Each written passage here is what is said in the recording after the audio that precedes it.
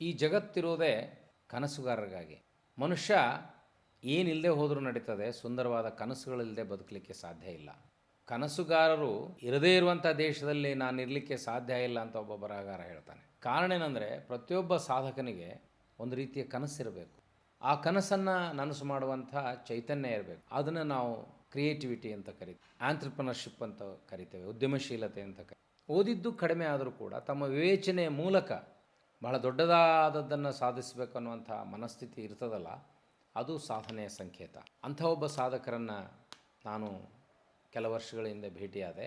ಬೆಂಗಳೂರಿನ ಬಹಳ ದೊಡ್ಡ ವಿನ್ಯಾಸಕಾರರು, ಗುಹಾಂತರ ರೆಸಾರ್ಟಿನ ನಿರ್ಮಾತೃಗಳಾದ ಎಸ್.ಎನ್. ರಮೇಶ್ ಅವರು, ಸಾದರಹಳ್ಳಿ ನಾಗೇಗೌಡರ ಮಗ ರಮೇಶ್ ಅವರು ಓದಿದ್ದು ಬರೀ ಡಿಪ್ಲೊಮಾ ಸಿವಿಲ್, ಆದರೆ ಸಾಧನೆ ಮಾತ್ರ ಅದ್ಭುತ.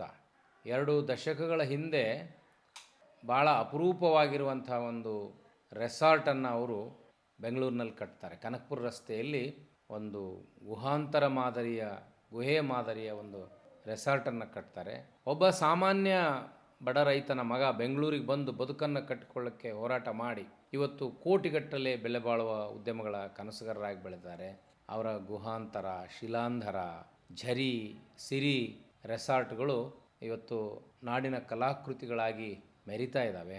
ಅವರು ಓದು, ಅವರ ವಿದ್ಯಾಭ್ಯಾಸಕ್ಕಿಂತಲೂ ಮುಖ್ಯ ಅವರ ಮೃದು ಭಾವನೆ, ಏನನ್ನಾದರೂ ಸಾಧಿಸಬೇಕನ್ನುವಂಥ ಛಲ ಸಮಾಜದಲ್ಲಿ ಆದರ್ಶಪ್ರಾಯ ವ್ಯಕ್ತಿಗಳನ್ನಾಗಿ ರೂಪಿಸ್ತದೆ. ಈ ಥರದ ಸತ್ಯಶುದ್ಧ ಕಾಯಕದ ವ್ಯಕ್ತಿಗಳನ್ನು ಅಭಿನಂದಿಸುವುದು ವಚನ ಟಿವಿಯ ಕೆಲಸ.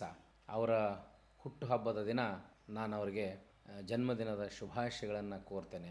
ಅದೆಲ್ಲದಕ್ಕಿಂತಲೂ ಮುಖ್ಯವಾಗಿ ಎಸ್.ಎನ್. ರಮೇಶ್ ಅವರು ಒಬ್ಬ ಕಲಾವಿದ, ಕವಿ, ನೃತ್ಯಪಟು, ನಟ.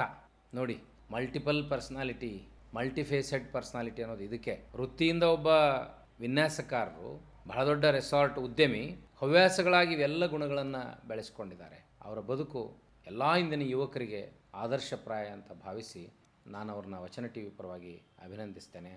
ಧನ್ಯವಾದಗಳು. ಶರಣಾರ್ಥಿ.